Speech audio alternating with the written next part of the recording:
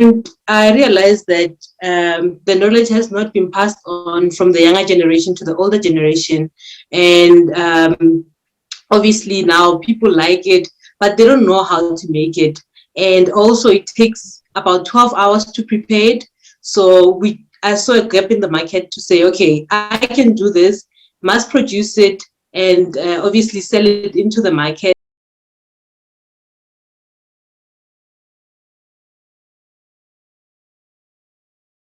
Hello, everybody. You're welcome to Just for Women Africa. My name is Olaliko Amusa, the founder of Just for Women Africa. And today on the show, we have an Zoom interview all the way from Johannesburg, South Africa. And before we start the show, do not forget to hit the like button, subscribe, tell a friend who knows a friend about Just for Women Africa. And today on the show, we have the CEO of Precious Pearl Brand. A local manufacturing firm in South Africa, and they make the product Camera. Did I get it correct? Yeah, you tried. And they make the local product Camera, a local ginger beer in South Africa. Okay, Mumpo, you're welcome to the show. Thank you so much. And I'm glad to be part of this interview today. You're welcome. That's great. It's really great to have you. Okay, so before we get started into what actually Precious Pearl does, um, could you tell viewers a little bit about yourself? So I'm a 33-year-old mom of three. I'm a chemical engineer by profession, with 9 years experience in the oil and gas industry.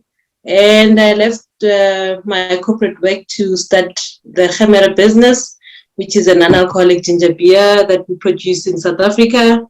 And yeah, I'm based in Johannesburg, and I'm passionate about entrepreneurship and to uplift people in the community. Okay, Mumpo, that's great. All right, so tell us, why did you start? Why did you decide to go into ginger beer camera business in South Africa? Ginger beer is commonly used product, especially in our townships in South Africa, during weddings, during festive season. Would get a little treat from our aunts or from our mom, drinking ginger beer, having great conversations over the festive season.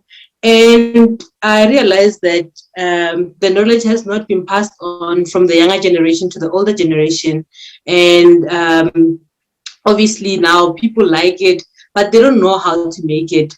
And also it takes about 12 hours to prepare it. So I saw a gap in the market to say, okay, I can do this, mass produce it, and obviously sell it into the market. Obviously what we're bringing is convenience to people because they don't have to wait the 12 hours, but also we're preserving a traditional recipe because, like I said, the knowledge has not been passed on from the older generation to the younger generation, and people love it. We've got great conversation over Khemere most of the time during festive season. It's a popularly known South African drink. So I just saw a gap in the market to mass produce it and obviously to preserve a traditional recipe. Okay, Mumpo, that's great. Okay, so for viewers who are watching, I'm sure they're wondering what camera is, the ginger beer. So could you take us through exactly the process of making the ginger beer? Is it fermented? Is it alcoholic? So it's non-alcoholic, and what we've done is we've been innovative with the product. So the traditional ginger beer is one that ferments, but we've come up with a bit of a clever solution to make it a concentrate one and to add in preservatives so that it lasts longer, because the long-term vision is to have it into retail stores. So it doesn't ferment just like the traditional one. So we've come up with innovative ways of how to make the ginger beer. So it doesn't ferment, and we bring it both in concentrate and in ready to drink form. Okay, Okay, that's that's good to good to know. know. All All right. right. So So how how long long have you have been you been doing doing this this for, for, and and what what has has been your been your challenges challenges since you since you started? started? So we've been doing it for 5 years, and I'd say 2 years in was just to test the market and see if people really how they're receiving the product. And the past 3 years, we've been formally trading as a company. I'd say the challenges that we faced. One was obviously credibility in terms of the taste, because, like I said, it's a commonly known product, meaning you competing against an old tradition. So people would be skeptical on how it tastes, but once they taste it, they like it. And it tastes obviously like the original one. I would say the second challenge has been funding, and I think that's a challenge that a lot of South African companies face because it's a bit difficult as a small business or a small medium enterprise to get funding in South Africa. The process is just too long, and there's a lot of red tapes that don't allow SMMEs to grow. So I would say those two have been the most challenges that we faced. Okay. All right. Um, so we'd like to know what is it like actually doing business as a woman in South Africa? It's is the environment favorable to women doing business? Sure, it's difficult because you work 10 times harder to prove yourself. I would say in the beverage space, particularly because that's where I'm in, it's a space where one, there's not a lot of women entrepreneurs who are in the space, and two, for you to grow and say, ultimately, we all want to be in retail to sell to a bigger market. It's quite difficult because you get a lot of red tapes. So I mean, just like any other woman doing business all the way around the world, we know it's quite difficult. So we face the same challenges. Government does try here and there to kind of support women in business, but obviously that's slowly coming in, and hopefully in years to come, it will be much easier for us to do business. But we face the same challenges as other women around the world. It's quite difficult to do business as a woman. Okay. Okay. So let's talk a little bit about COVID in 2020. Um, what was it like doing business during the time of COVID? What were your experiences? Was business good? Was it bad? Or business picked up during that time of COVID? So luckily for us, business did pick up during COVID.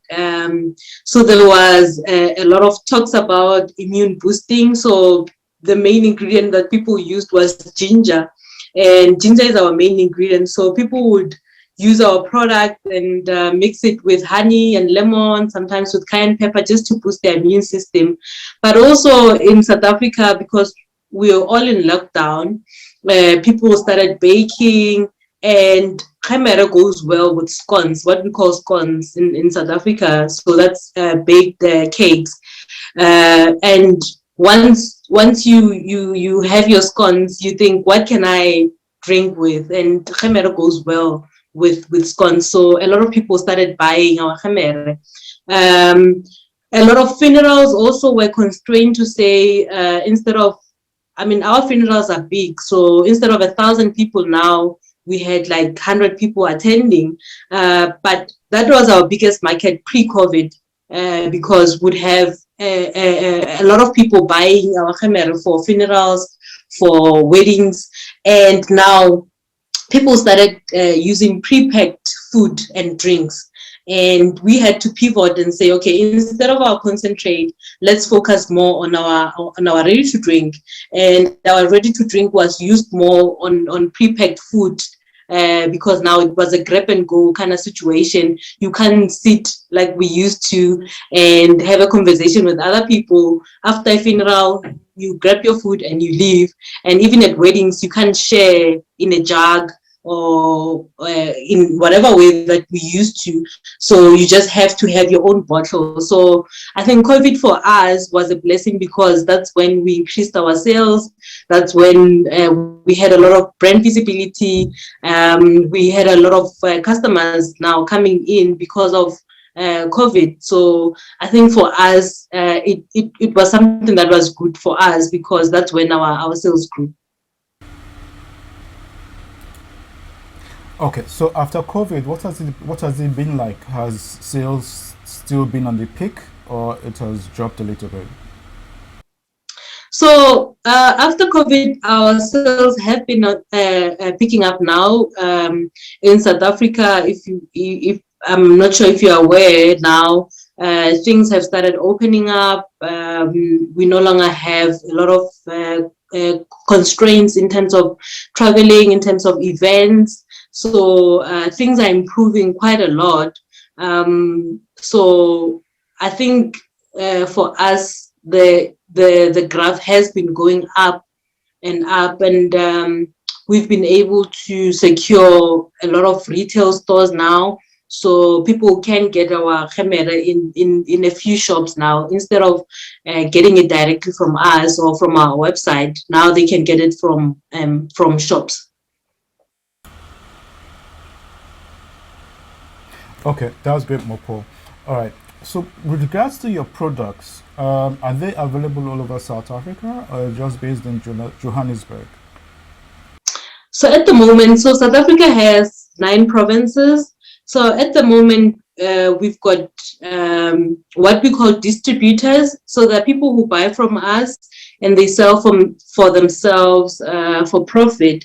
And I would say that was one other model that helped us during COVID because people took a lot of pay cuts, people lost their jobs, and I think from selling our product, that extra cash that they make from selling our product has helped them quite a lot to do a few things in the house, like buy groceries, pay petrol, those smaller things. So we are available in 5 provinces of the 9, and hopefully in the next coming year or two, obviously when we get into the retail stores, which is a bonus, that's when we can have a national supply. So at the moment, we in 5 provinces of the 9 provinces. Okay, that's good. I mean, nine. I mean, 5 out of 9. That's good. I mean, it means that you're expanding fast. All right. Okay, so I'd like to know, what's the future for the career business you're in right now? Um, So the future for us, for the camera business, is to obviously have a national supply with well-known retail stores, and obviously to start exporting to neighboring countries because we've been getting a lot of inquiries, especially in the southern part, because they know camera. They also have it as a product that's well known in the country. Countries like Botswana, Lesotho, Namibia, they know Khmer, but would like obviously to expand to other African countries in West Africa, obviously the northern part also. So I think for us is looking at having a national footprint and then getting into export, whether in Africa or probably in Europe, who knows? The world is our oyster. We bring in a new taste for customers. So I think it's something that it's quite exciting for someone who doesn't know it. It's always exciting to try new products that really taste good, obviously. okay, Mopu, that's good to know. All right. We'd like to know, do you work alone? How many staff do you have? And for women who are watching who want to get into entrepreneurship, what advice do you have for them? Because most women feel that it's a man's world and there's no space for them. Yeah. I don't work alone. We are a team of 5 right now, permanent staff. but we've got, so we work with a lot of students, or I'd say youth in the communities. Like now when we get into retail stores, we do a lot of product promotions. So we use those students or the youth to do that for us. So informally, I would say we have another extra 5 people who we would, on a as and when basis, have on board to do promotions for us in store. And I would say the advice that I'd give someone who wants to start is start with what you have. You don't have to wait for things to be perfect. Life is never a straight line, obviously. We've got dips and ups time and again. So don't be afraid to ask questions. Don't be afraid to start. Just start and don't overthink things. And yeah, just brave up. It's never cast in concrete that it's a men's world or it's a woman's world. You just need to have a perfect product that's able to compete. And I would say also just find a community of entrepreneurs who can encourage you, because it's a lonely road out there. So you need a community that will help you and encourage you when things are good and when things are bad also. And I think your story is worth being heard. So don't be afraid. Okay, Mompo, that's great. All right, so we're about to round up the interview, and for viewers who are watching, they love the camera and they would love to get hold of it. They love the pictures. They love what we're showing them. Could you give out your contact details? Yes, so I would say the website would be the fastest way to order camera, especially exports, because we do export.